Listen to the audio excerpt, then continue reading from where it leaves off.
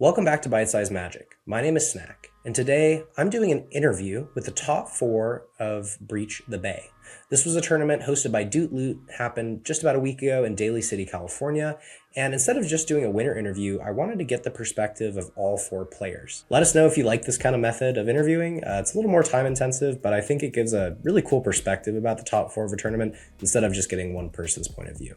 For the top 4 of this tournament, we had some cool decks. Definitely part of the meta, and next week we'll be doing one on Royal Rumble, which was definitely not what the meta looks like. But we had a Timna Dargo, 2 Kinnons, and a Timna Crom, with Timna Dargo taking it all down.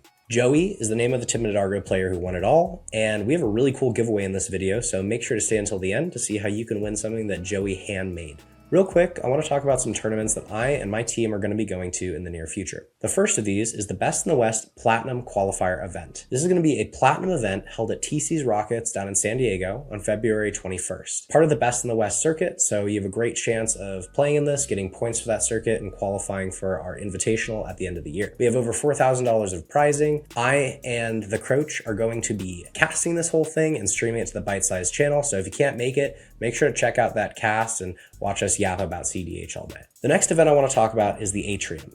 This is an event on March 28th and 29th in Los Angeles. It's hosted by Lost Levels Card Shop in association with BFF cEDH. This is going to be an amazing event, and I really can't wait to go to this one. BFF has doing such an amazing job doing tournament organization over the past year, and this is just such a huge upgrade. I know there's going to be amazing altruists and artists there, as well as some pretty high-level play, so can't wait to see you there. Finally, we're partnered with Critical EDH this month. This is kind of a dream come true for me, as I love what Critical EDH is doing. There's a huge inspiration for why we started the channel, and now we get to work with them directly. What this means is that if you're a patron of the Bite Size community, you can see the link down below for Patreon, you will get free access to their league for the entire month. They have the best league in cEDH right now for online leagues, with over 500 players. I play there all the time. Our whole crew does. We love the Critical EDH League. I recommend it to anyone who's getting into online spell table webcam gaming. They have amazing prizes for their top 16, and it's only $5 to enter, so either subscribe to the Bite Size Patreon or just do it over on their Discord. Either way, couldn't recommend Critical EDH's league enough, and their channel. Love what they're doing. Love everyone there. All right, that's it for the intro. Make sure you guys go enjoy the video and stay till the end to see how you can win this week's giveaway.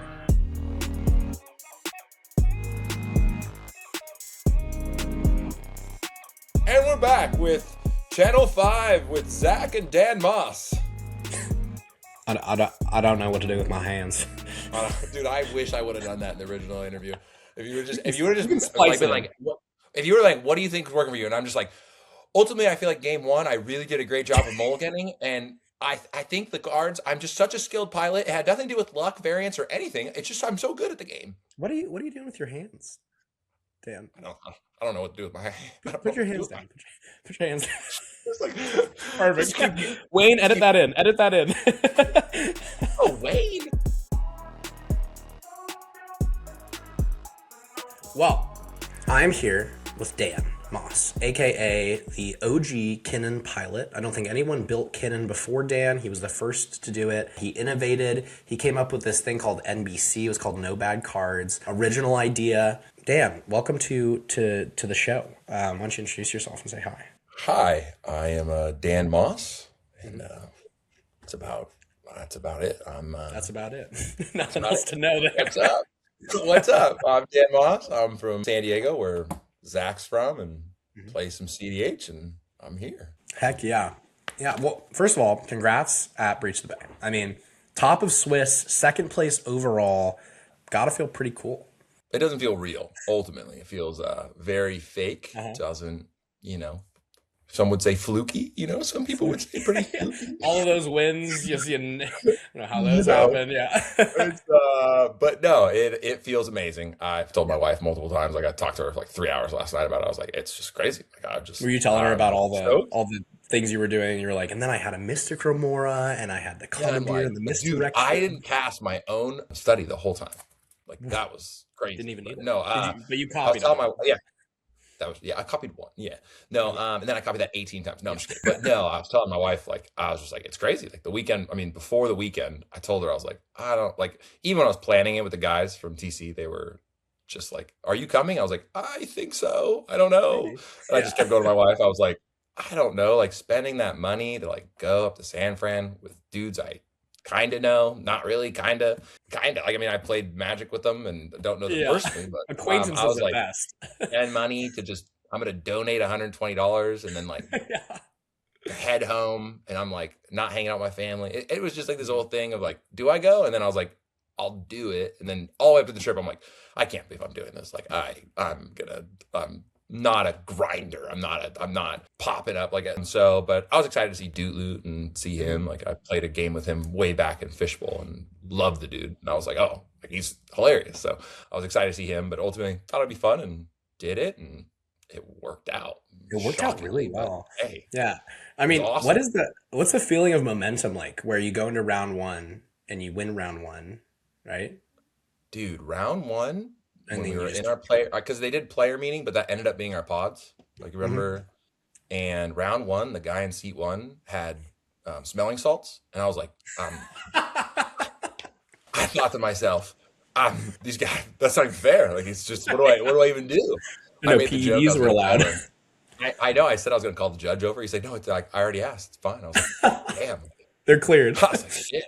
Like, if he pulls it out, it's over. Like if he pulls that out mid necro or something, because he's on. Yeah, he's like, hold on. But All so right. yeah, no, the momentum was awesome. I mean, I just was like, I'm just gonna mulligan well. I mean, my goal, just like any tournament so far, is like I just was like, I want to mulligan well, play well, politic well, and just if I lose out, like I at least know that I made proper decisions or try to learn from those decisions. So yeah, game one, just the momentum of that, like I was like, I'm 1-0, like I'm ecstatic. I instantly text my wife, I was like, I can leave now and I'll be fine. Yeah. Like I was like, I can't believe it. I was like, cool. And then yeah, game two was like the coolest win I've ever had. I mean, most people would be like, well, you just copied other decks, because I ended up copying a Gwenum and swinging with it and I had a Necro that I took from him earlier with a Nice. Commandeer and just got to play Gwenum. bonus Necro, and it was amazing. It was so much fun. Yeah. Not playing Kinnan, but still playing Kinnan, but playing other decks. So yeah, it just kind of kept rolling, and I remember going up to you guys, just going like, it's going too well. Like Yeah, I'm still winning. Yep. I'm the next top game, of this the whole day. I'll crash back.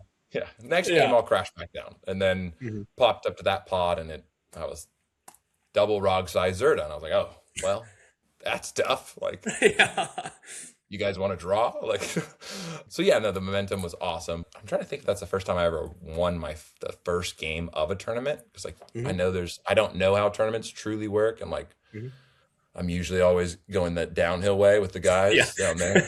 In swamps. So I think I've only gotten a draw my first game. No, yeah, I'm pretty sure. I don't remember exactly, but that was like, oh, cool. And then go in your second game, you're like, oh my God, like this is real. Like I'm doing well. Like if things are going well, or I'm getting really lucky, or I'm seeing good cards, like cool, the list is working, or as Freedom Waffle intended.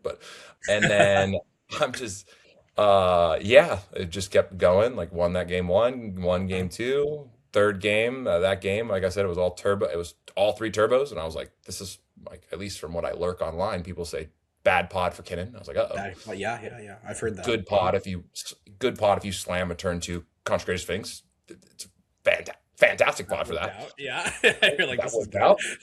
It's back to my turn and win turn three. That was awesome. Nice. Get up and I'm like, oh my God, like I get to relax. I get to eat food. And I'm not mentally drained yet. Did you feel like you were locked at that point? Like after game three, you're like, I think I'm locked for top 16. I didn't know the answer to that question. Everyone told me I was locked though.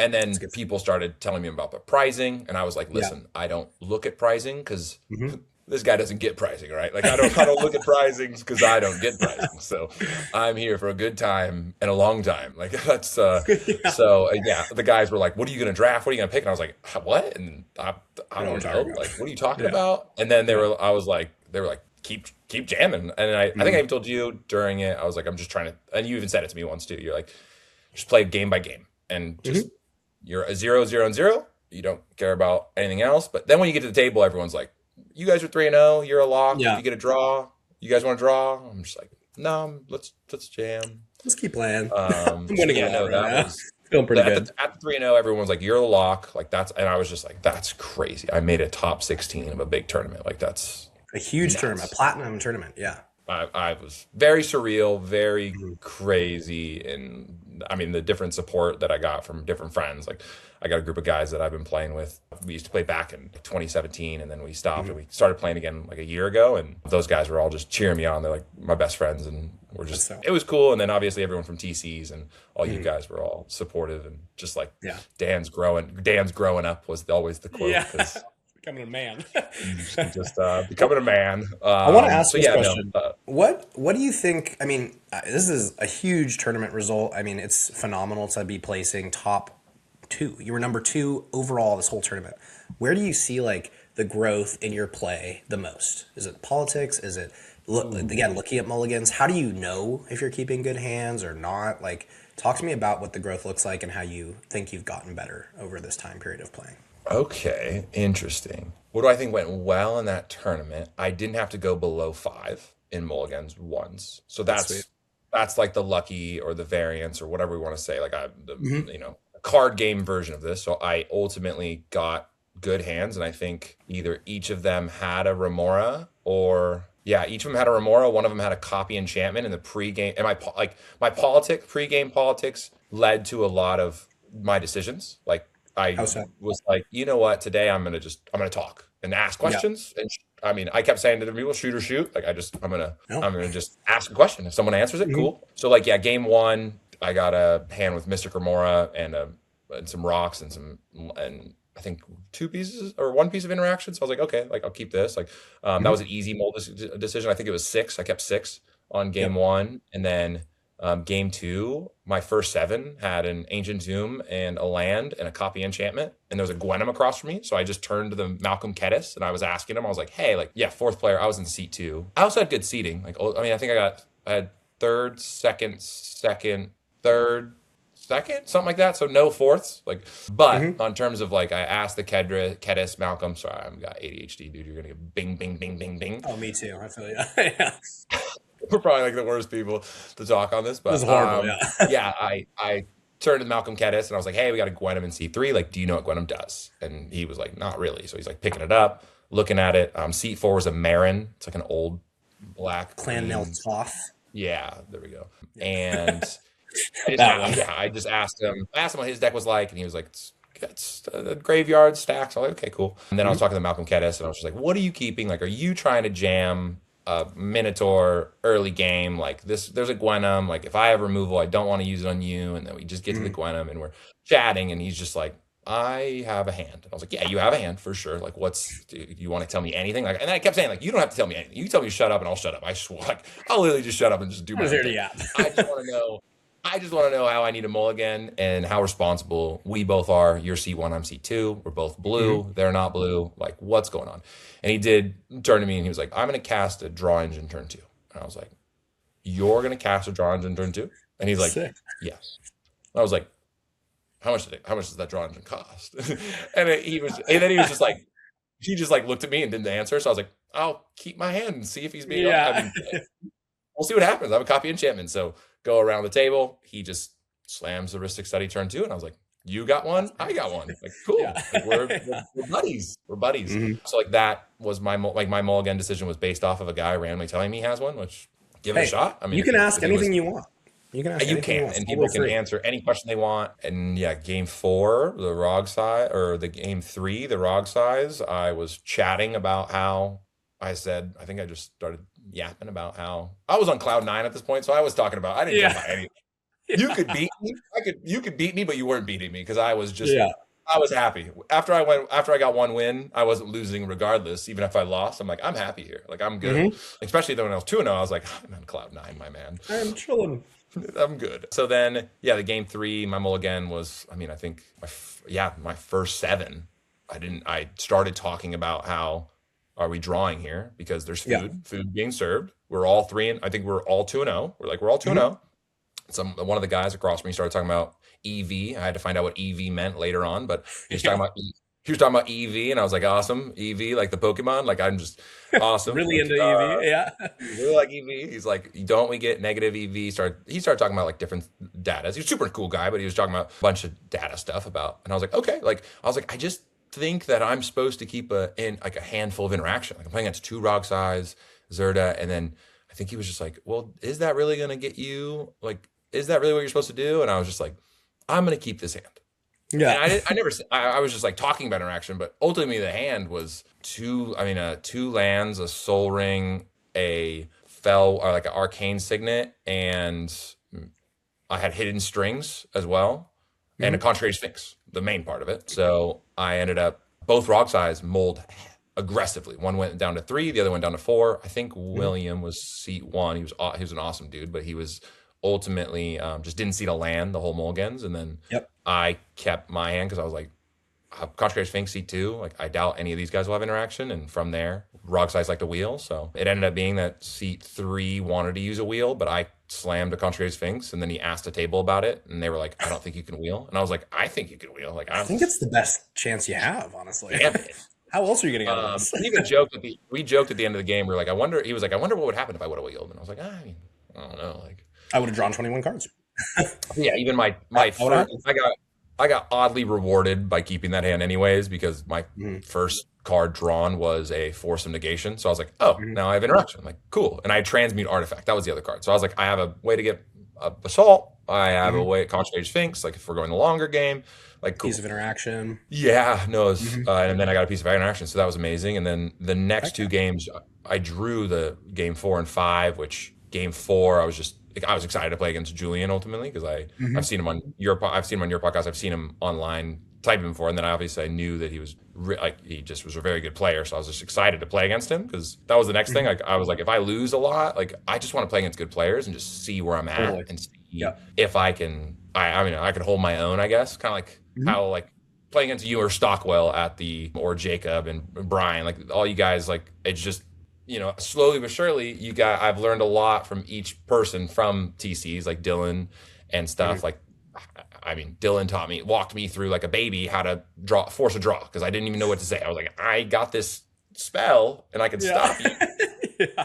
I got it right here. I don't know what to say, and then he was like, he's like, what are you doing with it? I was like, I can remove your commander. Like, I can stop you.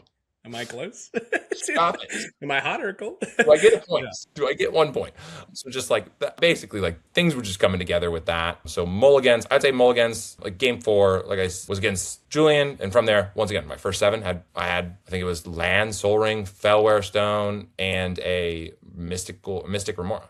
And I was like, yes, I keep that, and I had a mental misstep. And I was like, that's good. And that kind of kept going and just kept rolling with it. And the politics that were going on were doing well for me. Like ultimately, like I made a lot of deals and had a lot of conversations about like, hey, like, is there something else you could do? Like different things like that. What are like the big shifts you noticed in your play? Because you said, right, we've come from learning a lot in a short period of time, right? And coming into this flat and top 4ing. Yeah.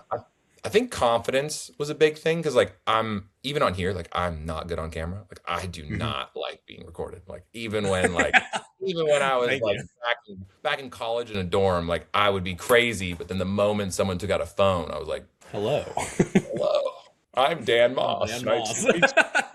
Hello. So yeah, it's just confidence is huge, and then just having fun. Like I think I just was like, what's the worst that can happen? Like I've already, I mean. All the fish bowls I've gone to, which I think I've gone to 2. The first one, I think I got 5 losses and 1 draw, and I was so happy about my draw. I was like, I got a draw. Like, yes. I guess that was before draws were like forced hardcore. Now they're more forced. And then last fish bowl, I was an artist, because all I did was draw. All we did. Nice. I think I got 1 loss. I got 1 loss and all draws the first day, and I was like, well, we didn't get there. Oh yeah. So yeah, I think confidence was cool. Like I was a lot higher in my play, and then also just chatting. Like I try to have as much fun as I can during the games, and like joke with my opponents. I mean, it goes from a large spectrum of. Some people would say I'm flirting with men while I'm playing. Who knows? Like I was just joking with everyone, having a good time, and then ultimately, like, the cards came, the plays came. Like, I wouldn't say my gameplay is the greatest. Like, I still miss triggers. I still, like, have decision trees that I think I fail at times. But I'm right there with ultimately, you. like even the Gwenum game, like you run into it, like I have a chain of vapor in my hand and a wrist stick on the field. I can remove the Gwenum. I just copied it. I just copied his Gwenum, but I can remove his Gwenum, kind of take him out of the game, or we risk it for the biscuit and we let him. I have a commandeer and we let him cast into my wrist stick and the Malcolm Kedis, and that's a decision. I was like, I could just remove the Gwenum, remove that threat. There's an Oofy on the field and he's just sitting there looking at me. I was like, I'm not threatening anyone. Like I'm chilling. So yeah, I think some of the decisions I made promoted the game. Also, like I said, luck and variance are a huge play. But in general, on terms of like me going from those fish bowls to then improving over the past year, I'd say like my opponents are a big reason. Like I said, like at LGSs, like you, Stockwell, Brian, Cross, Jacob, Dylan, all you guys are a lot better than me, and then I'm able to learn from that. Like I'm always a person that like when I join a hobby, I see people that are when they're the good players and the good people, like I don't mind breaking social barriers, just be like, hey, what's going on? Like that's how I naturally talked to you the first time. I was like, hey, what do you do? I told you my hand and you were like, what does that hand do? And I was like, nothing. I don't know. Nothing. And he's like, what was your plan? I go, I didn't have a plan. I just I had 7 cards though, and my opponents had 5. I'm winning. That seems good enough to me. Yeah. So yeah, I've learned a lot through there, just through trial and error, failure. I mean, one of the tournaments at TC, I literally did math wrong multiple times at one of my games. One of my games, I thought I could pay for a smothering, and I don't know why. Stockwell tells me never pay my taxes, so now I don't pay my taxes anymore. Smart. But in the real life too, IRS. Hopefully you're not watching, but stop paying taxes. So that tournament, I just remember I like did math wrong one game, lost. If I would have won that game, I would have got to top 16 for that gold. And then the last game, someone silenced me in my upkeep, even though I responded with Born Upon the Wind, just started doing things on top of it. At the very end, I sequenced my mana wrong and I left there almost quitting. Like I was just like, I suck. It was in front of everyone. It was the last game. Everyone was watching. I think even you were like, did you get there? I was like, I'm going outside and crying in my car. I'm going to cry in my car on the way home and just say it's over. Like I'm good. So yeah, I think from there, failures have allowed me to kind of learn to sequence my mana better, or just like count less carelessly and less fast, and being in the moments more often, kind of like you think better. Like I wasn't really nervous in my top 16 game, and then in my top 4 game, I was so tired that I didn't care what was happening. Yeah, I don't care who wins this. As a 34-year-old, my bedtime is usually 9, so the game started at 9, and I was like, well, I'm not really here. Like, hi, Logan from Doot Loot. Hi, Logan from Doot Loot. It's nice to meet you, but I'm super tired. I'm not going to talk the whole game. No, I'm just kidding. Yeah. And then ultimately, like I've done a coaching session with you. I've ultimately learned from there. I've done sessions with Freedom Waffle. I've seen people talk about like how coaching isn't helpful. And a testimony of mine is like, I learned a lot. There's a lot in really good players. I'm also super talkative and social in general. So like, it's probably easier if you find someone that like teaches you how to like what talking's like. And then Freedom Waffle, obviously I'm playing his list. So it's when talking about mulligans are just so important, and always having a plan, which it just worked. I mean, I've had certain tournaments where I've mulled down to 3 and then I'm just losing. That game, it went well. This tournament, obviously. So I'd say all those different things, like learning online, learning about each deck, all those things. I wanted to touch on this. This is your Kinnan list, Carne Asada Nachos. That's your name right there. WWFWD. What does that mean? What is this? Now, when you say my list, it's not really. Yeah, this is your list, right? This is you? Your Carne Asada Nachos? No, not really my list. This is your deck list. It's a man named Freedom Waffles list. So it's what would different people would go up to me and be like, oh yes, the name means what would Freedom Waffle do? I mean, there was different times. Not even like no meme. One of my first times getting a top 10. I got in the top 10. I think you were at that tournament. It's that game where I played like a 4-hour game. Yes, I remember. And I remember flipping my Kinnan in someone's upkeep and just using 7 mana out of nowhere. And then after that, I did a bunch of other dumb things. And at one point I was like, oh, I'll untap soon. And the blue farm looks at me and goes, you're not untapping. And I was like, what? You're not getting a turn. You're not going to get in. This is the last turn. I was like, it's turn 4. This isn't the last turn. And it was the last turn. And I lost. But ever since then, I remember thinking to myself, I was like, Freedom wouldn't have done that. Like, I was like, I'm such an idiot. Like So then I just started doing that. But heck yeah. So yeah, the list is Freedom Waffles. Ultimately, people People came up to me during the tournament or like after the game, like, dude, this card choice is so cool. And I was like, it absolutely is. And it's not my choice. It was Freedom Waffles. I pilot the list. And I mean, when he makes changes, I do try to like think about, I try to assume different reasons why he does it, or I might ask him, or he says it in the Kitten Discord on why he did certain things. And most of the time they're very logically sound, or I would say all the time. There's been cards he's cut that I'd be like sad about, like he put bribery in and I was like so excited to play it, but then I didn't get to play it before. And then he cut it and I was like, damn it. I was like, dang, I wanted to play that so bad. Yeah. But he just said like, I was like, all right, well, sure. It makes sense. Like the politics of that, like nobody wants you to just take a creature out of their deck. How do they know you're not going to just grab a Grand Abolisher or whatever? So yeah, that's the list I play. I just play Freedom Waffles. It makes it, I'm not a brewer. I'm sure like over time, like I have personal opinions about cards, and ultimately like there's cards that I was like, do I like this card more, this card more? But I mean, I just trying to learn how to pilot really well, and then I'm sure brewing comes sooner or later. I think that they're two totally separate skills, right? Like brewing a deck and then piloting a deck are worlds apart, you know, and there's aspects that go together, you know, like I put this in here because of this, and I like the synergy here. But if you can just focus on piloting, which is what I really want to focus on, like that's what I enjoy doing. If you can focus on piloting more than brewing, you get to learn the whole side of the game that actually matters in a tournament. You know, it's like, it's cool to brew a cool deck, but it doesn't win a tournament, you know? So I think I like your approach. I think just focusing on what works and learning how to do it the best you can is the best way you can really go about getting into cEDH and not just like trying to reinvent the wheel, you know, and make something totally new.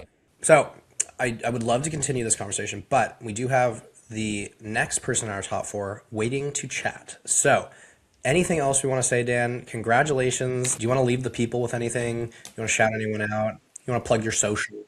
Carne Asada Nachos, by the way, on Discord. I do not post anything on socials, and I'm not really. I'm just a lurker, just trying to play and having fun. So nothing too crazy. But no, I think I already said a bunch of people's names that I enjoy. I mean, my buddy Ryan is the guy I talk to about every one of my games, and he kind of lives vicariously through me in these tournaments right now because I've been traveling for him. So, but other than that, no. Freedom Waffle, you know, check out his list. What would you do? What would you do? That's it. Nothing else. Nothing too crazy. Yeah. Well, thank you so much for joining me. And again, I'm just so happy for you. Like watching the progression, your journey has been awesome. Playing with you all the time has been awesome. You're one of my absolute favorite people to play with just because you're such a happy, fun guy. And we always get to joke around in games. So couldn't be more thrilled that you got to top 4 this thing. And you're now ranked number 60. So invitational upcoming. We'll see what happens. You know? Crazy. Pretty crazy. Yeah. That's sweet. Anyways, there's a new Patreon for Bite Sized that you What can. is there? And you can press the subscribe button right now. You could do that. I appreciate it. Alrighty. Okay. Well, I'm going to let you go for now, Dan. Thank you again. I'll see you this weekend at the Silver event that we're definitely going to. And for more Carne Asada Nacho hot takes, you can follow Freedom Waffle on X and follow his list there and get push notifications, just like Dan does. And yeah. Heck yeah. Well, thank you so much for having me. Real quick, I want to shout out our sponsor for today's video, Doot Loot. Doot Loot is a cEDH vendor specializing in non-English foils, signed and altered cards, reserved list, judge promos, and secret layers to set your deck apart from the rest. He carries cards for every budget, even starting as low as $5. The Doot Loot Discord is a simple, no-nonsense feed of cards updated weekly. He even does monthly giveaways and free tokens with every order. In addition, we do giveaways from Doot on our channel once a month, so make sure to catch those videos where we're giving away his exciting foreign cards. Keep up to date with new arrivals on Instagram at DootLootIG and join over 5,000 other members at discord.gg/DootLoot. This is the best place for cEDH playing, and it's the place where you want to buy your foreign cards. Without further ado, keep enjoying the video.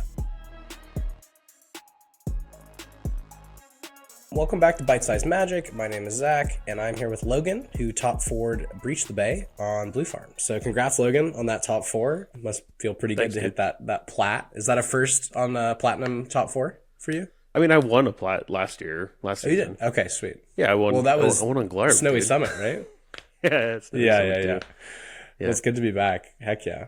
So taking farm, I heard some rumblings that you were going to do Ishai Jeska. Or not Ishai.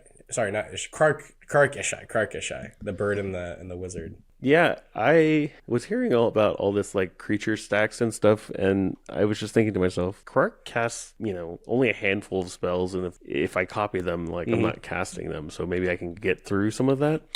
And like I've played that deck for a year and a half. I think the deck is insanely good. But then I just started asking myself, like, why am I not playing Blue Farm? And then I just played Farm, and it was great. So really no complaints about it.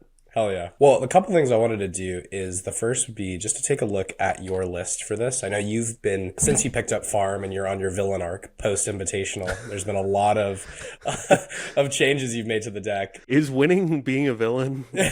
I guess so. That's how I feel. I'm like Batman right now playing Blue Farm. But so I'm just we'll pull up the deck list and we'll kind of go over some of the picks you've made, because I do think there are some really unique adaptations that you've chosen. Gone back and forth on the whole Ranger Captain thing. We've come away that card sucks. Yeah, I hate it. Still hate the card. I still hate it. I love the card. I think I love getting a 4 mana Esper Sentinel. That's like my favorite thing in the world. But I do feel your pain on it. So when we look at this, you are still on Ranger, and we talked about this a little bit, that you were like, I guess I'll put it back in, but it wasn't super impactful in the event. I'm not still on Ranger. I put Ranger in for this event. Just for this event. You haven't taken it back out. Okay, gotcha. I have not modified the list since the event. Yeah. Okay. And then the other notable exclusion here, I would say, is Hexing Squelcher. Is that just something that you were not super impressed by, and you were like, I don't really know if it needs a slot? I have... Okay, so I'm on Voice and Abolisher normally with no Ranger. Yeah. And I don't think that Squelcher is really better than either of those cards, except for the fact that for some reason it has Cavern of Souls stapled to it. Yeah. And also it's castable off of Jessica's Will, but I don't know. It's not that big of a deal. Okay. So you're just like, I don't think we need it for this. And do you see I don't need a fourth effect. Silence effect. Yeah. No, I feel you. I just felt like it was a little overblown, like how powerful the card was, and I was like, I think it's good, but I don't necessarily think, like, I thought when Voice of Victory got printed, I've said this a couple times, I was like, oh, Blue Farm just became the de facto best deck, even though it was already the best deck, and that's when I really went back into it. But Hexing Squelcher, I honestly thought Voice of Victory is kind of a better printing for Blue Farm than Hexing Squelcher, just because I get the bodies, I have so many uses for those, like with the Intense, and at the worst, it's 3 Tymna attacks, and Squelcher just never felt like, oh my god, this is going to break everything. Yeah, I agree, and I think that like I try to see Farm as like a true singleton list. Yeah, I don't really need a second Rustic Study. I don't need a second Smothering Tithe, so I can just tutor for those effects if I need them. Sure. And why do I need 4 creature silences? Like that seems like a lot. Yeah. It just seems like a ton.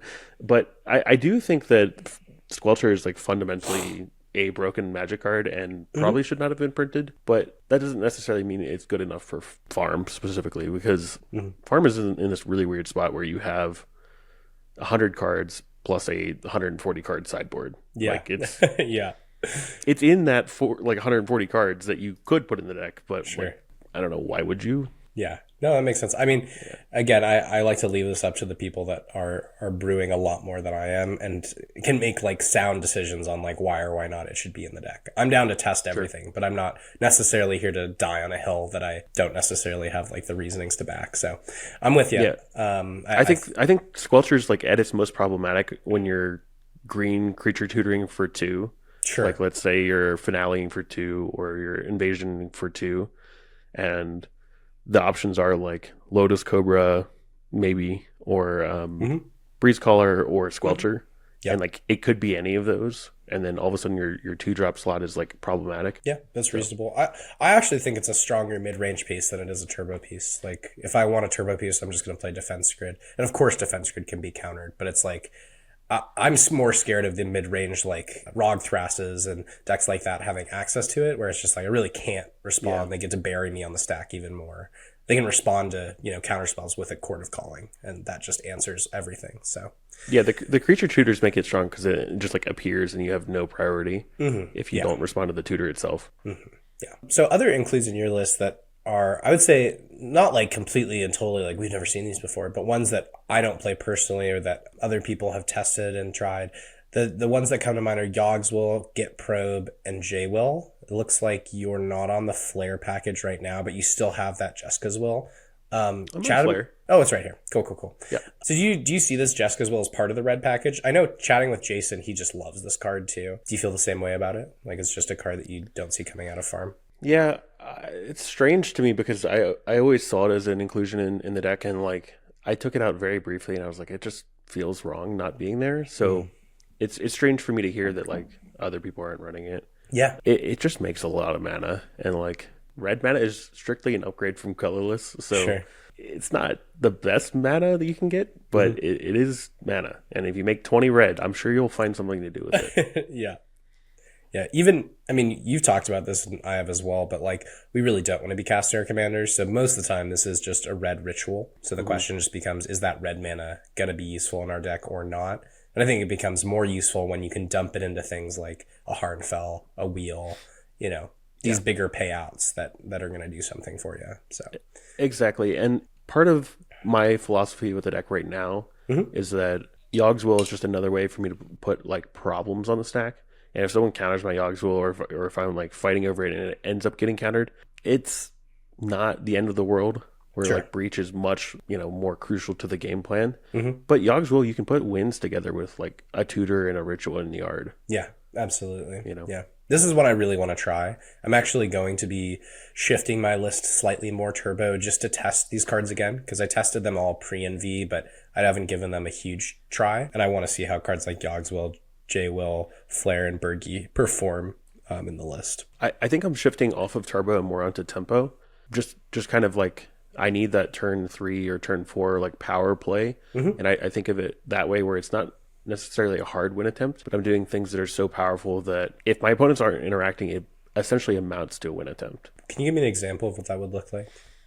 So in one of my games, I cast Dark Writ, Cabal Writ into like Besiege, and Besieged into Heuristic Study made the most sense at the time. Yep. And so I had those cards in yard, and then untapped with a good amount of mana and had a Yogg's Will, and I was like, I'm casting Yogg's Will, and they're like, oh, what's in your yard? And I was like, I have 2 rituals and a Besiege, and like I think I had like DT.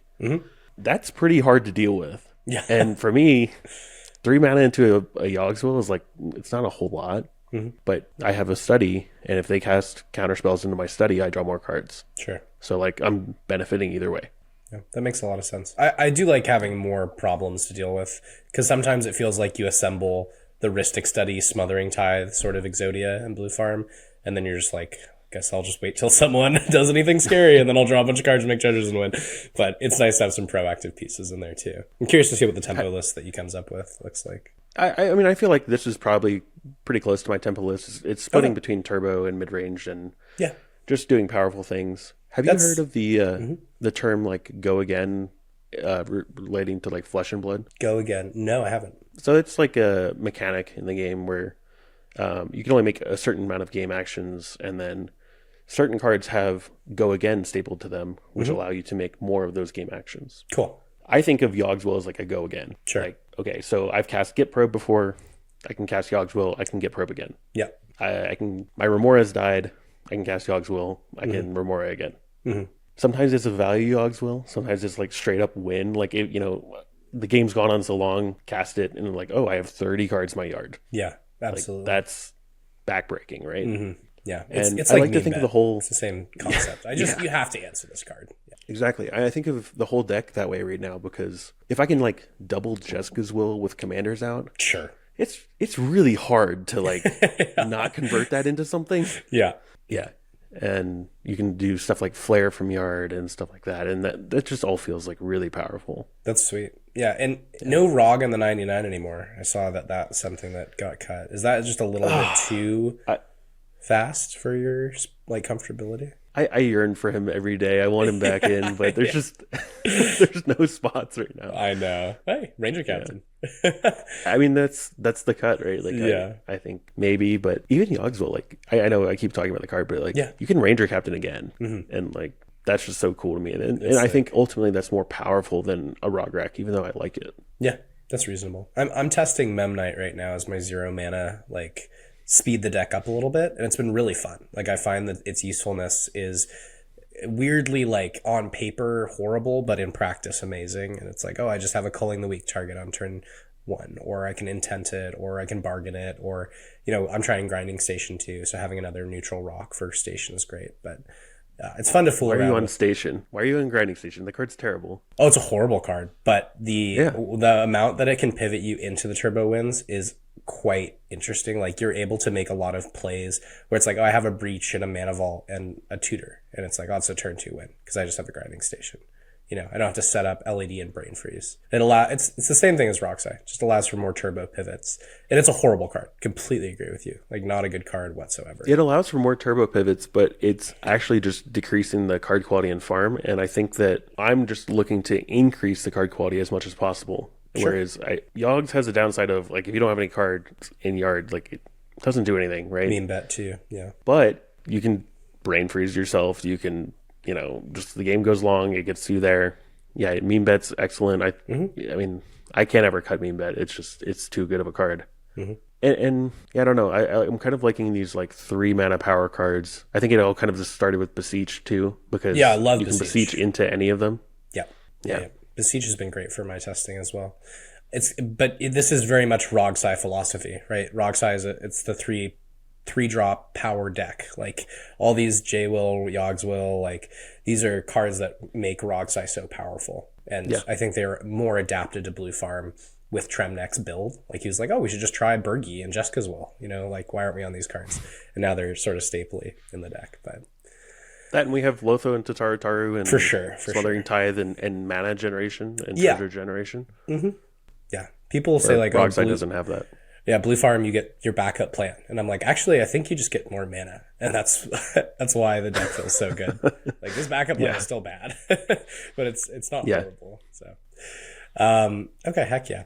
The other 2 cards I wanted to point out were Git Probe and Orum's Chant. I've really loved Orum's Chant recently as a way to deal with the Ultra Turbo, like the turn 2 decks, and having a reliable answer feels good. Doesn't always feel as proactive when I'm winning, unless there's just one other blue player in the pod, and I can just chant them to start and then go. But I'm curious on your take on both these cards. I think Chant's the easier one to talk about because, it's literally an anti-Atali, anti-Ral card, basically. And you're absolutely correct in that defensively, it's not doing a whole lot. No. Especially in those like top cut games where you're against 3 other killers. It's like, who am I chanting? Like, I don't know. And then you can also like cause problems for yourself if you chant the wrong person. You're like, okay, well, you silenced me, and like now we're dying to somebody else. That's kind of bad. I think if you assess like the threat correctly, it's not. It plays better than it reads. I've also just like used chant to silence people in their upkeep when I feel like they're going to do something I don't want them to, and you know, using it politically is always an option as well. Totally agree. Yeah, it's the plus, and like you said, love it on the turn 2 pushes of these turbo decks where you can flash them a chant and just be like, stop, or you're blown out, you know? Like, just stop. Yeah. But also, I think that in games where I'm playing like top cut pods with something like an Orum's Chant, it can, like you said, be a double-edged sword where it's like, if I'm getting chanted, sometimes I'm happy about it because it means I just have gotten a get out of jail free card. I don't have to use interaction on the stack battle. I'm just like, oh no, I got Orum's Chant. You know, good luck, everyone else. I'll hold on to my 10 counter spells. But on the plus side, you can chant someone and get other people to protect it. Like, if someone is, you know, the scary person and they're the one pushing, you can be like, here's a chant on this person. We can all protect this chant, and then the stack will resolve in such a way where that resolves, and it's like, great, now I only have 2 people to deal with instead of 3, and we've all fought over my spell. So it can be useful in those cases for sure too. It's very hard to use just raw silence politically, right? Because you're everyone's like, what are you doing? You put a silence on the stack, and they're like, what are you doing with it? You're like, I'm silencing, you know. Whereas chant, you're like, hey guys, I'm really trying to take care of a problem. Like, please help me out, you know. Totally agree. Yeah. And then Git Probe is what I have never tested in farm, but I know that you're a big fan of, and it makes sense. Like, with all of our top, I mean, what do we have? 1 Imp Seal, Mystical Tutor, E-Tutor, and Vamp Tutor. Like, that's a lot of top deck tutors to have. Tatar is another good way to crack those, but at 2 mana versus 0 mana. We get to offer this. Like, there's a lot of cool things to do with Git Probe. And it seems like it's been really powerful when you've been testing and using it. And it's not even been close to a consideration of coming out of the deck. Cool. It is so stupidly powerful. it has so much hidden text on the card. If you want to hear me do a deep dive on Git Probe, go to Tag C and you can listen to the episode on Git Probe. Heck yeah. That was really fun. Sweet. But I mean, even just like putting like, you cast a Lotho and you cast Git Probe after you make a treasure. Yep. It's like 0 mana, draw a card, and make a treasure is insane. Pretty good. Yeah. And like I said, stuff like Yogs will kind of power it up. And I've done stupid breach lines with Git Probe where I have to like top deck tutor to get the pieces I need with E-tutor. Sure. Yep. And you're like, okay, well, I'm going to Git Probe. You can do that. Notably, you can pay Phyrexian Life from Yard with it's not an alternative Underworld Breach. Cost. Yeah. Yeah, because it is the casting cost, not an alternate. What else? I mean, it's just, I don't know. It's a blue card. It pitches to Force of Will and Chrome Mox and all that stuff. Great. If it were devoid, it'd be a lot worse. But there's just so many good things on the card. And I find myself going down to 5 on Naz or Necro because of Git Probe sometimes. And it really hasn't changed the math a whole lot on those, those mass draw effects. Cool. It feels really good. Heck yeah. Yeah. Another one that I would love to be testing in a list. I think I'll be coming a little closer to where you're at. The J will. Just play my list, dude. I gotta play Mayhem Double. I can't cut that card. No. It makes my matchups that are bad feel so good though, and it's like there's an argument to be made that says like, oh, just win before Rogthrast, and it's like, well, that's nice in theory, but it's not true in practice, and it's like, you're not even on OBM, so it's like you're really kind of just dead in the water against these creature-based matchups. Yeah, you're like, I hope I don't lose to 25 creatures in a Gaia's Cradle. Well, it's funny you say that because like my deck is designed to make a ton of mana, and obviously I think most farms are, but specifically I'm very conscious of the mana situation at all times because I really want to hold up like Overloaded Rift. Yeah, that's one that I do know that you're a big fan of, right? That's a Denver staple. Is Overloaded Rift. I cannot tell. I literally couldn't tell you the last time I overloaded a Cyclonic Rift ever. Like I don't know if a single time in my whole time playing Magic the Gathering. I don't. I'm just thinking like 7 mana, and then they're like Fierce. I'm like, fuck. Okay, well, sure, but like usually they're casting a Fierce into like your Ristic Study, right? Sure. Yeah, it's and more the idea of a 7 mana spell. Yeah. If I have this much mana, I'm like, how have I not won the game already? I mean, so we're talking about Breach the Bay, and like the whole reason we're talking is because of that tournament. In that tournament, in the top 16 game, I was against Julian and another farm player. I'm 3rd seat. Yeah, let's chat about it. After a long stack battle, we had Ristic Studies, we had draw engines and stuff like that. I was like, oh, cool. I have enough mana for an Overloaded Rift. And like, what do these players not want me to do? They don't want me to overload a Rift.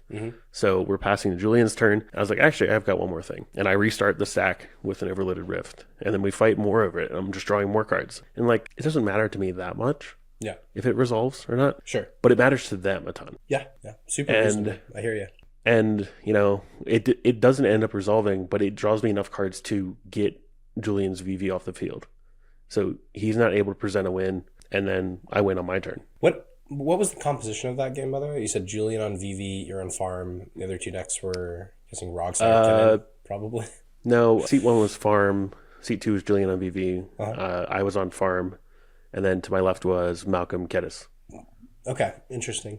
Yeah. So very Izzet, Super Izzet. Yeah, wildly. Yeah. Did you have any other games from that tournament that really stood out? Like any other plays that you thought were crucial or opponents you played who you wanted to shout out? Like anything from the tournament that stuck out? Tournament-wise, like I had some pretty good wins that, the deck felt extremely powerful as Farm usually does. But I felt like I was playing to my strengths of my list and like what I'm comfortable with. And I just felt like I was like, dang, top deck, oh, that's not exactly the card I wanted, but because I put that in my deck, like, oh yeah, that's a pretty good card. A couple situations like that where I'm like, oh yeah, this deck is excellent and so people should be playing it. Agreed. Whereas I think if I were playing a different deck, I'd be a little bit, irritated with the card quality. And then 2 notable things that happened in that tournament. I had the worst ad nauseum of my life. Oh yeah, I remember. You said second worst, right? No, well, the second worst happened in Redemption. The first worst happened in the actual tournament. Into Double Ristic Study, I had protected Naz with a voice and no mana at sorcery speed. But I was like, you know what? Okay. Yep. And top 3 were Beseech, Mindbreak, Trap, and Force of Will from 35. And I was like, Cool. It's going poorly. Yeah. Hit a huge pocket of lands. I hit like 13 lands, Uh-huh. and then started hitting 3 drops. And I was like, okay, there's no fast mana in here. There's no fast mana on my board. There's no fast mana in my hand. Where is all of it? I found a Mox Opal, very far from online. Yeah. That was really cool. And then ended up passing with like 7 pieces in hand. I had a Ristic Study on the board still. Sure. And I was like, hey, I'm gonna die with all this interaction in my hand. So like, we're either gonna draw or I'm just gonna basically kill myself. Yeah. And so like the other players are like, yeah, like we're pretty close to drawing. Like we could draw because the person across from me, Rain, she had double Ristic. So I was like, yeah, we're gonna die to Rain. Yeah. Otherwise. So we drew that game, which was nice. Yeah. And then Necro, I necroed I was pushed up against a wall, was at like 19 or something. Drew a Necro, and I was like, I can just like partially send this Necro, but it's not going to go anywhere. So I might as well just like full send for 16. Didn't get anything. I had to flare a decon in order to try to get an extra turn spell and a Simian Spirit Guide. Yeah. On the way to the extra turn spell, I found the Spirit Guide, and I was like, oh god, cool, I'm dead. Like I'm dead. I'm just dead. Yeah. Yeah. Still managed to draw that game, which was nice. But the ability that I'm looking for in a deck, especially like this one, is the ability to play to my outs regardless of what they are. Even if I put myself in a bad situation, having the cards that are either free or low cost or just flexible enough where I can draw the game or give myself an extra turn or do something so I can try to keep going. So we had some fun rounds. The deck is obviously working great. Like, you don't see yourself changing it too much from where it's currently at. It's just Ranger. Yeah, just Ranger Captain. Just take the bad card out. I you know what? Honestly, like I don't even think it's that bad. Yeah. I cast it like I think twice over the weekend, and the one time it was fine. The other time it literally did nothing. And I just don't think the card is quite as flexible as I want it to be, or like quite does enough in like my estimation of what I want the slot to do. Yeah. So I'm always like kind of on the lookout for like a 2 mana, 3 mana, push harder or do something card. Yeah. Do you have ideas of what that slot might look like without Ranger? Well, it's hard because, if I'm waffling between Rogrek and Ranger Captain, I'm pretty sure I'm going to pick Ranger Captain right now. Grinding Station? But like, no, card's not flexible. It's so you're right that it's not flexible. I'm with you there. So like Bowmasters and Mayhem Devil, I love Devil so much, but in this deck, it's not flexible, and like I don't really want to control the board, nor do I care. And then Grinding Station, like the flexibility is not there for those cards. Before this event, I had Windfall in that slot, but like 2 wheels felt like too many. Sure. I honestly like maybe like just like Swords for now might go there. We'll call it a wrap here for this Breach the Bay. Congrats again on this top 4. Super exciting. Thanks very much. Just out of curiosity, are you planning to go to the mid-season invitational, or are you not sure? I plan on it. You plan on it? Okay. Yeah, I worked hard earlier this season to get all the points, so hopefully it works out. Go and attend. Yeah, I'm a little in between. I'm not sure yet, but I hope to go if possible. It would be fun to go do another invitational. But yeah, anything else you want to shout out? Obviously, Critical EDH is your channel. I love your guys' content. I've been a fan since literally day one. watching. Yeah, I literally was there when you posted the video for Snowy Summit, and I was like, oh, this is a sick deck. And then we met at Fishbowl like right after, and I was like, you guys should check these people out. Like, Critical EDH is so cool. So big inspiration for starting my channel as well. Yeah, that's awesome. Like, you guys have been growing and putting out a lot of content. I don't even know that we can keep up with your release schedule. Like, you guys have been putting out a lot. But yeah, I mean, if you want to follow any of what we're doing, Critical EDH everywhere. And then we run the largest online league. I know that you play in the league from time to time. Yeah, as much as I can. We're trying to make it better and always trying to make improvements on whether it's the system or the back end or just like, changing like the point structure and stuff like that, and trying to push new boundaries there. If you want to check out like adnods.gg, it's another thing that we are starting, which is an online cEDH forum. If you want to talk about like long form cEDH content, a little bit more slow and thought out compared to Discord, that's the place to do it. And then if you want to get coaching from people like Zach, you can go to pregame.gg, check out his coaching profile there. Heck yeah. Pumped for all of that. I'm also, as a side note, going to start to write blog articles. So I'm going to have those be primarily on AdNos and then also on the Oh, sick. bite-sized website. So I just think like that kind of written content is something that I don't see as much, and I miss from like, I didn't do as much of it, but the 60 card era of like Channel Fireball and like, you know, what all these really cool articles, you know, that came out, and it's like I would love to have more of that. And so I think AdNos is a really awesome place for it. So Yeah, we wanted to create a space for people like you to write, you know, Yeah. just like I have thoughts on stuff, and like it's not always correct for me to make a video about it because who's Totally. going to listen? yeah. But sometimes people want to sit down and read something at work, and you know, or just like on a break or something. And Yeah. I think those old school articles are really helpful because you can go back and look, and instead of watching an entire video, you can be like, okay, well, here's where we were at like 6 months ago, and having that perspective of how things have changed or what used to happen or things like that, I think it's really valuable. Sweet. All right. Well, Cool. Logan, thank you. And go check out Critical Thanks, cEDH. And yeah, we'll just figure out how this top 4 thing is going to shake out eventually. We just started a Patreon and a Discord, so if you want to connect with me and the rest of the Bite Size crew more, you can check out our links for Patreon and Discord below. It's a great way to support the channel, as well as engage with us more. We'll do play days every single month. We're here to chat with our patrons and hear what you guys want for videos, so make sure to go check those out if that's something you're interested in. We really appreciate all the support so far. We can't wait to keep growing. Alrighty, here we are. So great to meet you, almost face to face, virtually face to face. We've had quite a few Spell Table games together. Congrats on this top 4 at Breach the Bay. Thanks. Yeah, it was a lot of fun. It was a good day. Yeah, that's sweet. Pretty packed with 12 and a half hours straight. So I really prefer a 2-day tournament, but I know it was fun for what it was. Yeah, that's awesome. Just out of curiosity, because I had Dan earlier on Kinnan, and I think your list is very different from Dan's list because Dan's list is just Freedom Waffles list, right? Right. So I think the first thing I wanted to chat about was when did you get into Kinnan, and like what's this journey been like to get it to where it's at right now? And I want to talk about some of the cool cards you're running, but give me kind of the overview. Sure, yeah. I mean, well, I got into Kinnan when Wounded Satellite found me on the Reddit server playing Brawn and Shabraz. Nice. This is after Hull Breacher's already been banned, and I'm just like, no, I'm still playing Brawn and Shabraz. I don't need a Hull Breacher. And, his Kinnan list then was, Grind Him in the Dust with Void Winnower and Chimera and all that good stuff. So I got worked by that a couple times. It was like, oh, I think I found a new deck that I'd like to try. Yeah. So I've been on Kinnan since then. I mean, definitely, at least 4 years. So, I get stuck in that kind of thinking, where you play like a control-y game and it just doesn't work anymore. When you've got Dargo Timna and Ral and, all these jammers at the table, you can't control 3 other players. So finally, made some changes this last year, put in like the workshop and the Pilipala and some really just fire, gas cards instead of control pieces. And it's a different play style for sure. But I don't, super enjoy just the, Freedom Waffles definitely, he got a plan for his deck. He's going to draw all the cards. He will.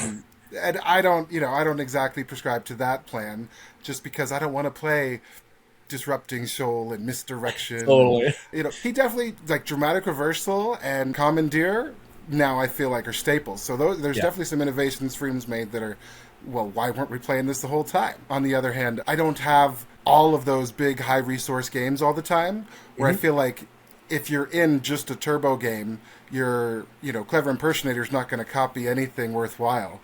Right. So if your copy enchantment sucks, like, Yeah. So I don't play copy enchantment. I don't play Mirror Maid. I mean, Flash Photography is too good not to play. I think Flash Photography, anything, copying a Tithe or whatever it is, or just as a protection piece to copy your things at instant speed is pretty cool. So this newest, the one that I took to Breach was definitely just a turbo slanted list. I'm still playing Seedborn Muse and some, mid-rangey parts, but moreover, just there's many ways to make like Grim Monolith go infinite, right? I'm playing Forensic Gadgeteer, I'm playing Roaming Throne.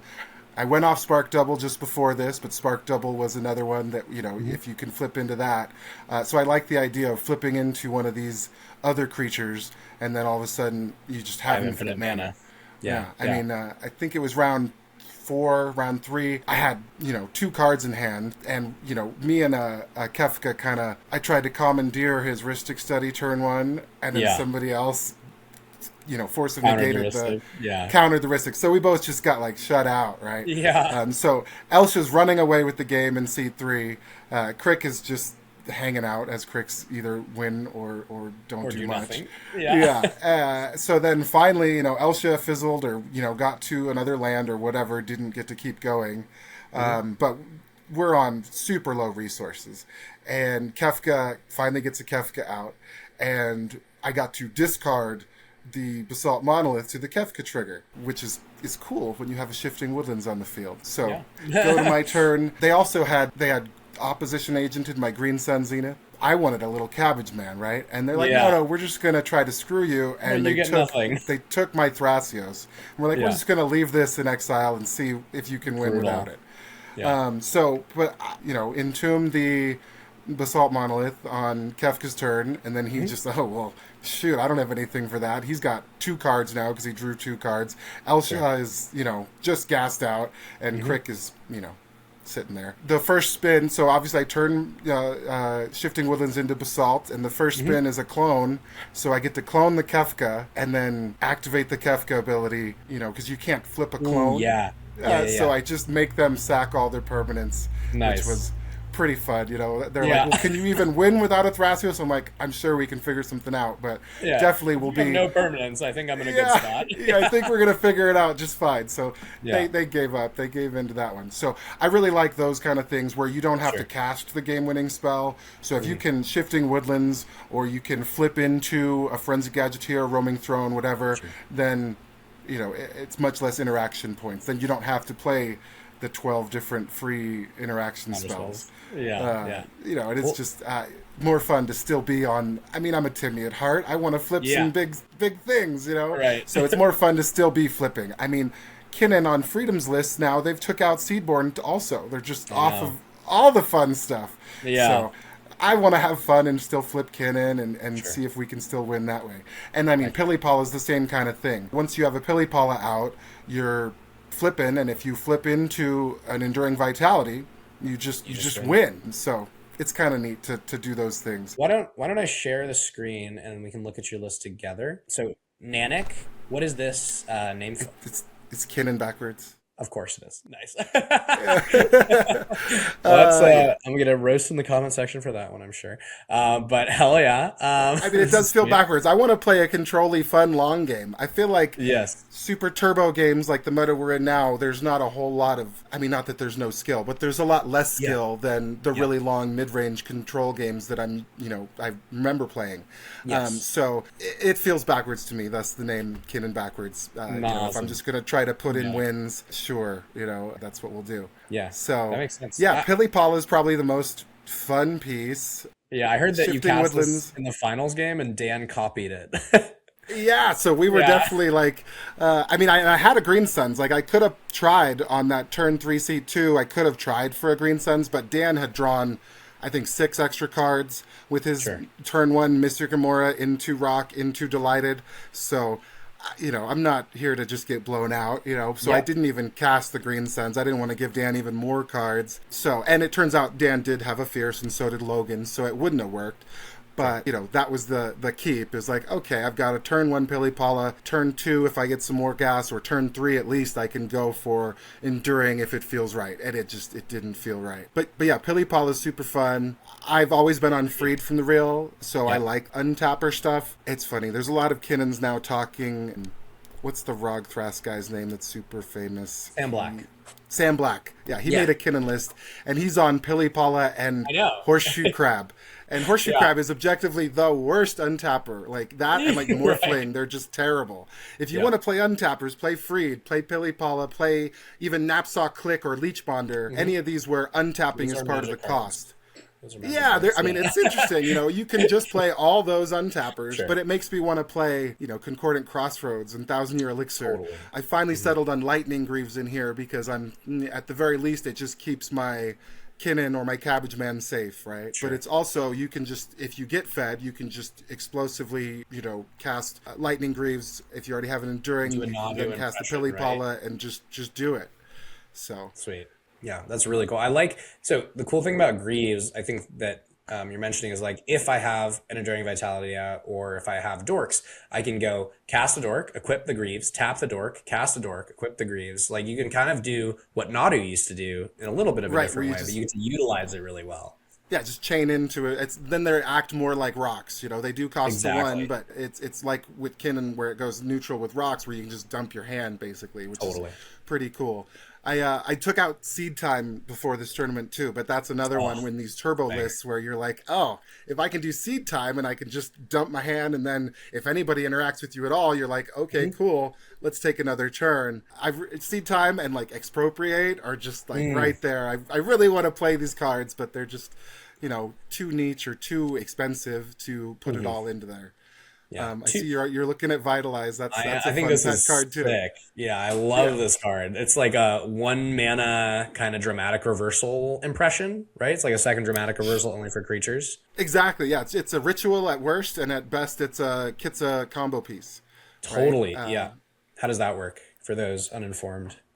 Like myself. Yeah, I mean, Kitsa, you can go infinite with Kitsa with Dramatic Reversal, Hidden Strings under some circumstances, Mobilize or Vitalize, all these untappers, basically, as long as you can make the mana, they go infinite.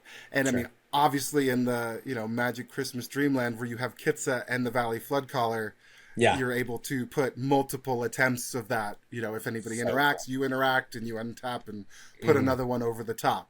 So I didn't get a Kitsa win, which I was looking at in the top 16 game. I was so close, but I just never quite made it there. Ended up using the new, you know, kind of lame alternate win con of going to time in the top 16. Which, I've heard that one's pretty good. Hard to interact with. Yeah, I mean, the only thing I like about it is it kind of takes away the incentive for draws in Swiss. It does, yeah. But really, I think having a win con of just Dirtle for... I mean, I just held up a Passeju and a Otawara and some counterspells for the whole game. Yep. And that's... It was only 2 hours, right? It was. It was a shorter... It was not the 3-hour normal. It was a 2-hour. And then afterwards, they're like, we're already at 8:40. Like, we shouldn't even be here. We're just going to end it. And, you know, some of the players were like, no, we're not. No, we got to play. We're playing it out. And actually... Tim Nadargo was one of the guys like, I don't really want to play it out. I just want to go. I got lots of driving to do. I think he's glad we played it out. I bet he is. Yeah, getting yet another victory for Tim Nadargo on the West Coast. People think we are just a Tim Nadargo meta at this point after Fishbowl. Which I mean, I don't know. I don't play a lot down, you know, in the Bay or down where you are. So maybe that's true. I'm not sure. For these big tournaments, a different meta. Yeah, it's interesting. I think SoCal is definitely a little more, or California as a whole is a much more turbo meta. NorCal is very turbo. SoCal, we have a little bit of everything, I would say, but it's very different from what I hear people's experience are of, you know, like I hang out with the Utah guys and they're like, our meta is pure mid-range. We have bullied all the turbo players out of playing because it's just mid-range. You know, Pacific Northwest, just like Joey was talking about, is like, yeah, I just run into brick walls over and over again because everyone's playing these mid-range decks. And where are you from, Sean, by the way? Well, I'm from Lake Tahoe, so the closest, you know, game stores to me are down in like Carson City, Nevada. So it's like an hour drive down, and we've finally, you know, I think 3 weeks ago now, we got our first 16-person, you know, bronze event to fire. Feels great to finally get an event going there. So hopefully we can keep that momentum going. You know, I've done what I think Wayne and those Utah guys, everybody does. You know, Elephant has it too, where you make the briefcase full of proxy decks and you're like, hey, casual players, come try this broken stuff out. It'll be fun. And some of them are like, no, that's crazy. And some are like, oh, this is actually really cool. Right. So we'll see if we can get there. I'd like to have a local scene. We were driving down to Sacramento for a while, but that's, you know, 2 hours for me and 2.5 from the Carson guys. And that's rough when you get down there and they're like, oh, we need 2 more people to fire. Yeah. All right. Yeah. Okay. Yeah. Oh, that's funny. Heck yeah. Okay. So sweet. Anything else that we really want to chat about, whether it's the list or the tournament run? I am curious, like for this tournament, what do you think was the deciding factor for you? What made it so that you could find such awesome success, convert to top 4 in this platinum event? I mean, so much of this game, especially in a turbo meta, is luck. Yeah. I got first seat 3 times, second seat a couple times. Like, that's killer. And then great moles. You know, I just lucked out. I mean, one of my pods was very interesting. I can't recall exactly what the decks were, but I was the only blue player there. Grind them in the dust wants me to find, control pieces and or stacks pieces, and I've learned better now. There's no reason. So I ended up mulling, I think, to 5, and it was like rocks and a Seedborn. So I had a turn 2 Seedborn Muse. They Talon Gatesed it, and I took a turn off, and then the next turn I was just flipping, and eventually, that's gonna get there. And they, especially when they're using all their resources to try to stop me. Sure, that's cool. If you're gonna use tutors to slow me down, that means you're not using them to win. So absolutely, I'm into that. Yeah. There was a lot of Kinnan for sure. I think 3 or 4 of the Swiss pods, it was dual Kinnan. My 5th round, it was Kinnan, Krark, Krark Saka, basically, for the other 2 decks. So that was interesting. In that game, 4 top cuts. I mean, that's pretty impressive with 30% conversion rate. I thought Rogsai had the highest entries, and it looks like it did. There was more Rogsai than Blue Farm in this tournament. Isn't that crazy? Wow. Yeah, that's cool though. I mean, that's like you were, saying the California meta is kind of turbo. Yeah. So that's cool. I like a Rogsai opponent. That's great. Let them take all the, eyes on them. And if I keep an also turbo hand and, some interaction, I'll be stoked. One of the conversions, the guy in my top 16 in seat 2, his first cEDH day. He's a casual player. He picked up a Kinnan deck, and I think it was Freedom's deck. And he got there. He got to top 16, and he was very close to winning the top 16 game as well. Which one was it? What was his name? Zaya? I don't think it was Zaya. If we look at my round 3 or top 16 event. So, I mean, that was awesome.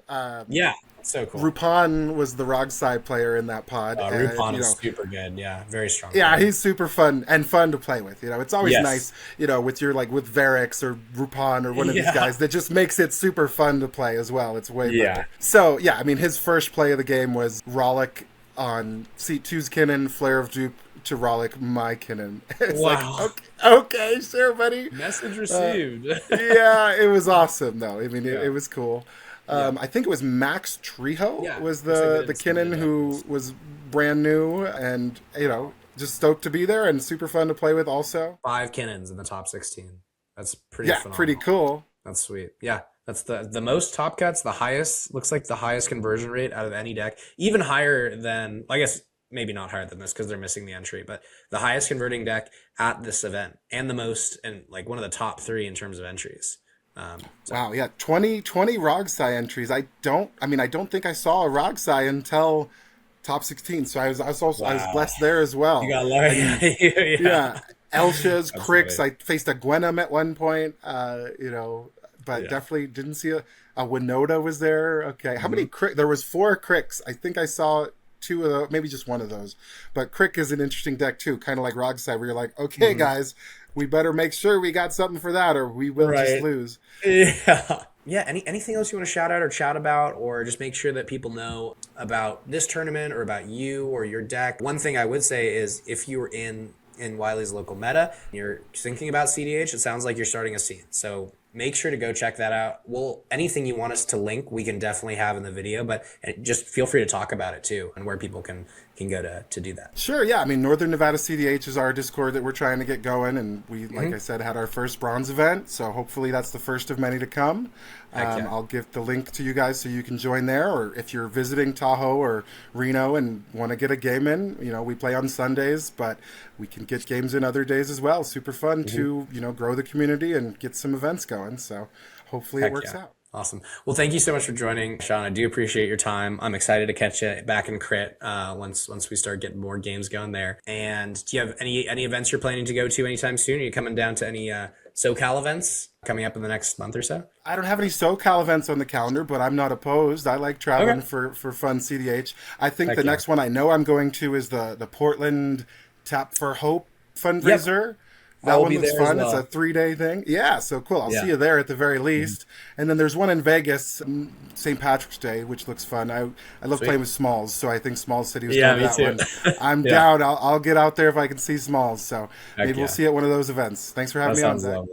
Yeah, thank you so much. And yeah, go support Wiley or go check him out if you're in the region in that Nevada Tahoe area. And yeah, congrats again. Super awesome performance. Cool. Thanks much, Zach. All right, bye for now.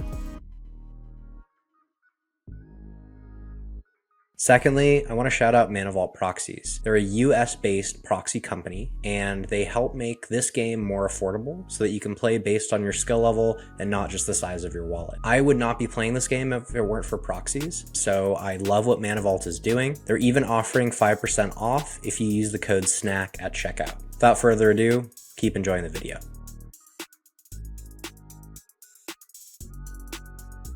Okay, sweet. So, Joey, congratulations on winning Breach the Bay. It's pretty fucking sick. On Tim Nadargo. It's like West Coast loves Tim Nadargo. I don't know what it is, but like all our biggest events are won by Tim Nadargo. Dude, it's just I think it's just really, really good for the meta over here. I haven't played on the East Coast, but I mean from what I've seen on the West Coast, it kills it. It's great. What do you think specifically about it is able to like do so well? Like why is it piercing through Swiss like the way that it is? I think just like the availability to pivot very fast. Obviously, you have a lot of explosive mana with Burnt Offering, Sacrifice. But also, you can pivot into a Tymna plan and play the mid-range game if you have to, if you're stuck in Hell Pods. So you don't get blown out like Rockside does. Because Rockside doesn't really have a late game pivot like, something like Dargo does. And I really think that's what it is. And then, can't top deck Voice of Victory. Yeah, exactly. And then we have creature combos that don't care about fears. Like I just feel like we're able to attack the meta from a different angle that a lot of people aren't really teching for or ready for. Yeah. Well, I mean, it's always hard to deal with creatures, right? Like you can win. One of the coolest things about Tim Nadargo, in my opinion, is you can win through Ranger Captain cracks, like your opponent's Ranger Captain cracks. Exactly. Like what other deck can do that? Like some creature decks, obviously, but it's very like rare that you're able to do something that's like that powerful. I was curious actually about your list, and you're part of the Tim Nadargo Discord, right? So you hang out in there with Kellen, Sylvie, and all of them. There were some unique cards because I love this deck. I play it myself. The ones that really stood out to me are Delny, as well as your Reanimate and Entomb package. That's not something you see all the time. I'm kind of curious about those three, and then any other ones you want to point out. Warrior's Oath is another really cool include. Yeah. So I mean, I could talk forever about all of these choices, and I'm sure if you go in the Discord, you can see me blabbering about all of them. But Delny, so Delny is a choice. Basically, I needed something like another mid-range piece. Delny obviously draws a lot of cards. It doubles up a lot of the triggers in the deck.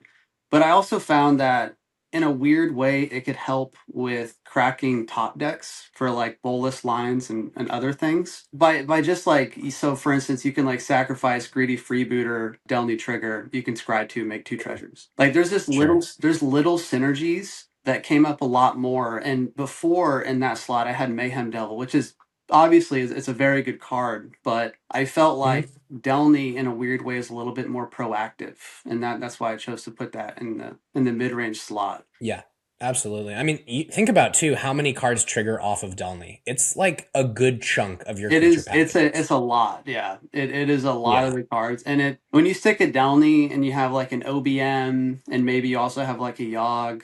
You're just controlling the board state, and at that point, you don't even need to be a turbo deck because you're just nothing's living. Yeah, it's insane. You can make some insane board states with Delny for sure. That's sick. Yeah. How about Entomb Reanimate? So Entomb is extremely good. I think it's going to be kind of a hot take. I think less of a hot take now that I've had the success I had, but Entomb I think is a staple in Tim Nadargo, specifically because it works well with Breach. That's not that's not uncommon, but also Entomb works really, really well with Ruthless Technomancer because you can always Entomb Jolly Balloon Man and reanimate Ruthless Technomancer to go for a win. And also Entomb just has so many weird little synergies in Tim Nadargo. Like you can Entomb Savines to bring back a Burgie, or you can Entomb and Alter the Wretched if you have a bunch of mana, so you can recur it back to your hand, play it with Dargo, and go off that way. There's a lot of weird graveyard synergy stuff going on, and I'm surprised that I'm one of the first ones to kind of lean into that with the whole Welder package and Reanimate and Bolus and all these other things. And Entomb becomes a card that can go into 4 different lines And Yeah. so it's not like at first glance it looks like an A plus B with a card like Reanimate, but really it's an A plus B with 6 other cards. Totally. Yep. If you are on this line, obviously there's a lot of nuance, but do you have anything, if you have like, let's say you have Entomb Reanimate in your opening hand, is there anything you're looking at off the top where you're like, oh, this is super valuable to do this with? Obviously we have, our silence effects, we have our combo pieces with Techno, you have your value engines with like Knuckles or Lotho, but is there anything you're like, right away, this is what I want to Entomb Reanimate? Yeah, so if I'm looking at an early Entomb Reanimate, if I'm going for value, generally it's Knuckles, just because a lot of the time you can go Knuckles, attack, sack 2 treasures, play Dargo, and then so like turn 1, turn 2, Knuckles plus Dargo is insane. Another thing I like to do is Entomb Reanimate Yawgmoth if I have something like a Relic or a Burgie. So good. Or yeah. Additionally, if I have the other piece, if I have like an Altar of Dementia or a Goblin Bombardment, a lot of the time I'll just Entomb Reanimate a fast Burgie if I have a way to get a quick Dargo. So it really just it just depends on the hand, but they lead themselves to be extremely flexible, and that's typical. That's why I like them. I like a lot of cards that are both mana efficient and have a lot of flexibility. All right. Anything else on the list that you really want to point out as something that you feel should be more explored in Tymna Dargo? I know as a whole, you guys have been talking a lot about cutting this Smothering Tithe slot for Knuckles. Is there anything else though that you're like, oh wow, this is really overperformed? Or I know Stitcher Supplier might be on the chopping block at some point soon. Yeah. But yeah, no. So I think, and again, like you mentioned before, my list is a little bit different than some other people's. Like it's a little bit different than Sylvie's, a little bit different than Hebrews and all the other big Tymna Dargo players. But I feel like a lot of the choices in here that are on the chopping block for other people, like Stitchers is a good example. I think Stitchers gains value whenever you start leaning more into the graveyard synergies I was talking about before. A play pattern that I've found myself in is where I can, like, if I can land an early welder, Stitchers is a way to dig for something. If, like, let's say the hand is loose or on a low mulligan, you can go turn 1 welder, turn 2 Stitchers, dig, and then if you mill even a Relic of Legends, right? Being able to welder a Relic of Legends is so much mana. And it's also a combo piece. You could also just not weld into a Citadel. Just like, oh, I did it, and no one can do anything about it. Yeah, you can just like you can just top deck like top mill the Citadel, and you're like, oh cool, or I'll just Citadel here. Yeah. Or you can even like weird value plays if you're trying to get sacks. You can mill into like Prize Statue. I've done this before where you Prize Statue. Like you mill in a Prize Statue, you bring it back, you sack all the treasure in the Prize Statue, and that's a Dargo. And then Dargo turns into more things, and it's great. There's so many like weird little synergies, and that's why I like cards like Stitchers and all of this. Like I like being able to see the graveyard and consistently work with it rather than to just be like, oh, those cards are gone now. Okay. Well, I wanted to chat with you a little bit about your run, and I want to know like what made this tournament stand out? Like why was this different from other events you've been in the past? Have you found like there's anything that's changed in your gameplay or your politics? Like what do you see contributing to this tournament win? I feel like, so I haven't been playing cEDH for a long time. I've been playing for about a year, and I've only played in the Pacific Northwest, and we're extremely mid-rangey and responsible. So I think, and I don't know if I were to call it an edge per se, but coming down south, it was very different. It was a completely different meta. It's almost like whenever I cast a spell up here, it's a question rather than just I'm doing a thing.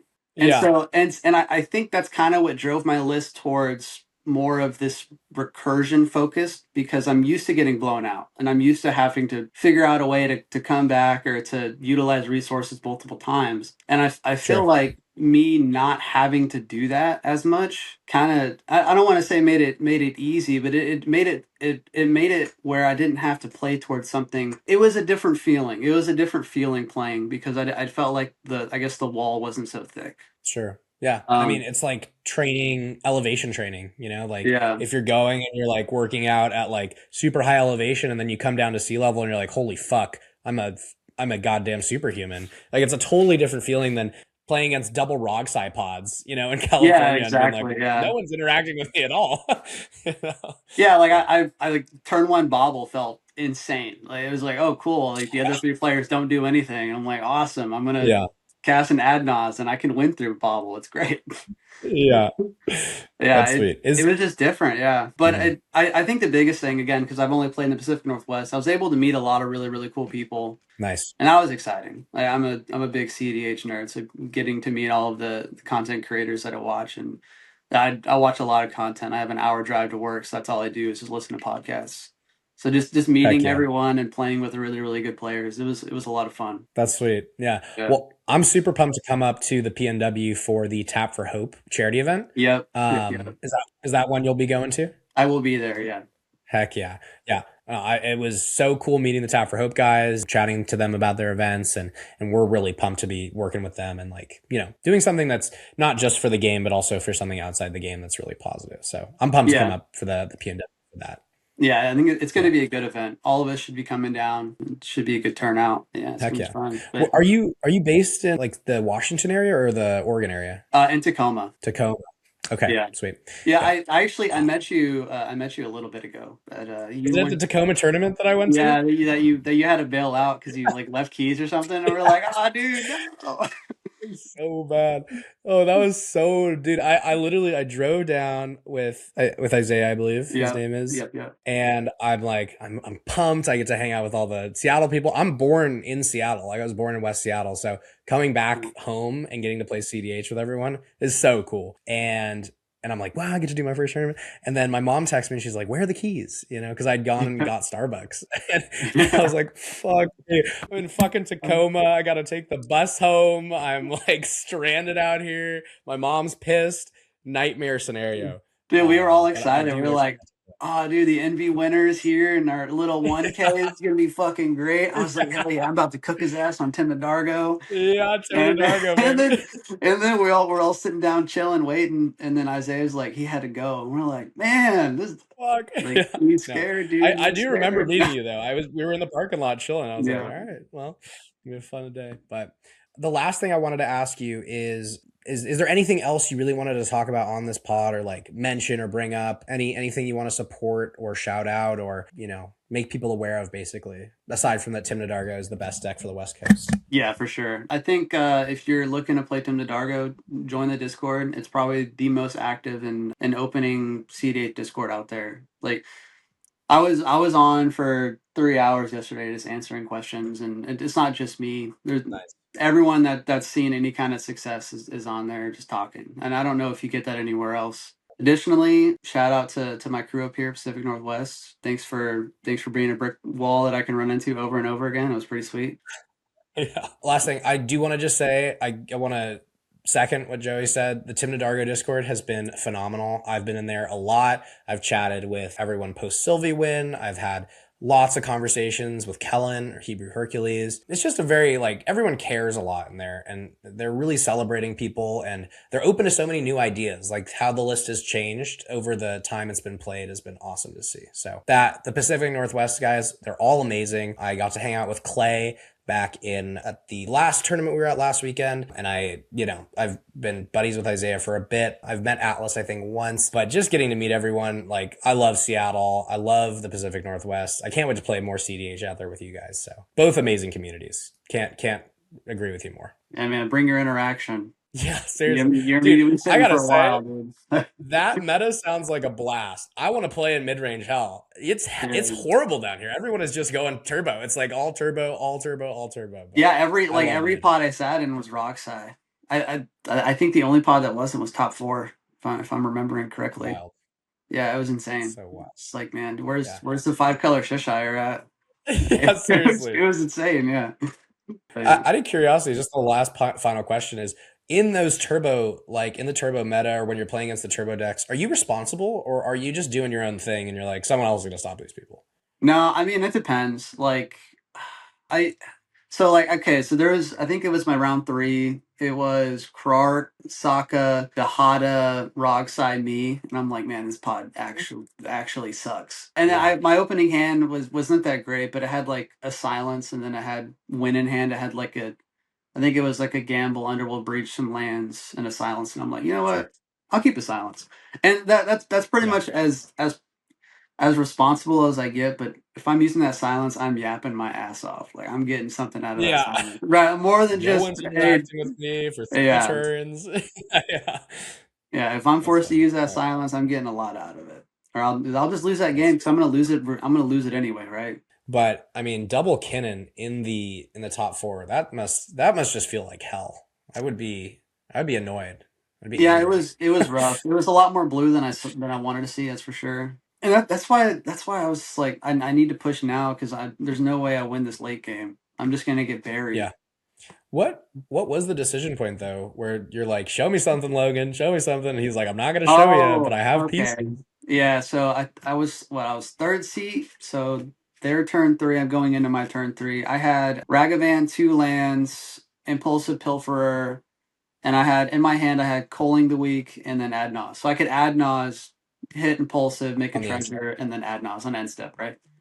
And typically it's better to do, obviously, because it's easier to convert because you have more mana. But it's unprotected. So I was like, hey, show me something, I won't do this. And I essentially used the fish as political leverage because I'm like, hey, this is a top 4 game. I'm going to send it into this fish unless someone gives me a reason not to. Because and I'm typically people don't want to just lose to me feeding the shit out of a fish and then me getting stopped. Yeah. Now the Kinnan player is super far ahead, right? So Logan says he has something but doesn't show it to me.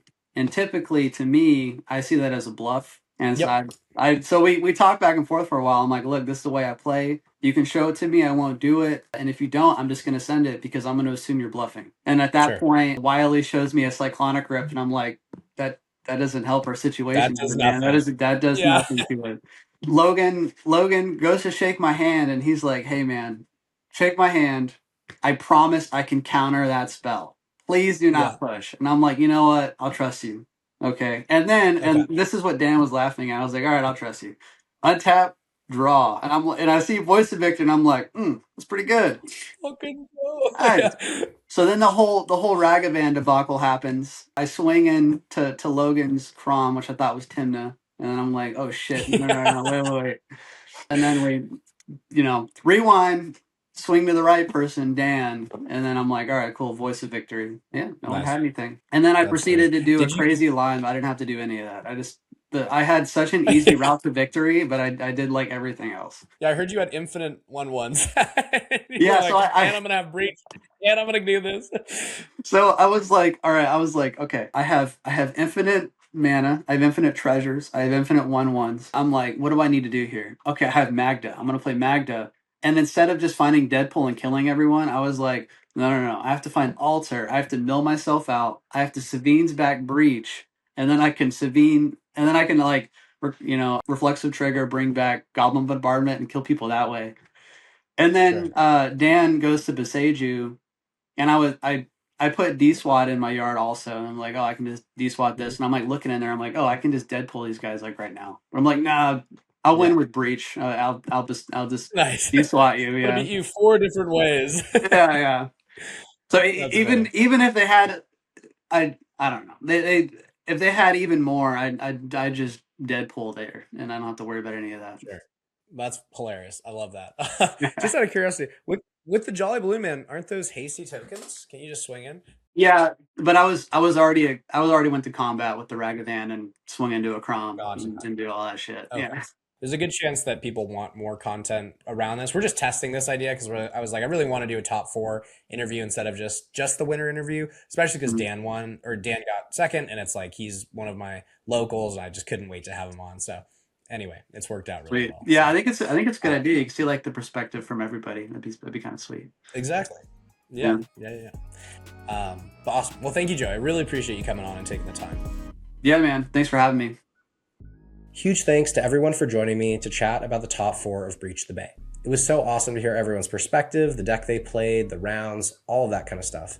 If you guys enjoyed this kind of way we're doing this video, where we're not just doing a winner interview, but we're doing a top 4, let us know in the comments down below. Speaking of comments, let's talk about last week's winner for the giveaway. So we got some constructive criticism by a member of the Bite Size community who asked us to add chapters. This is exactly what I'm talking about when I say we want that feedback. We're here to make this channel better, and we can only do that when we hear your input. So congrats to the winner of last week's giveaway. Now let's talk about how you can win this week's giveaway. So Joey Boy, who won Breach the Bay, is also an alterist, and they do such awesome altars. They're going to be giving away a altered Underworld Breach to the winner of this week's giveaway. So all you have to do is subscribe to Bite Sized MTG, leave us a comment down below, and you'll be entered into the giveaway. Also, make sure to check out Joey Boy.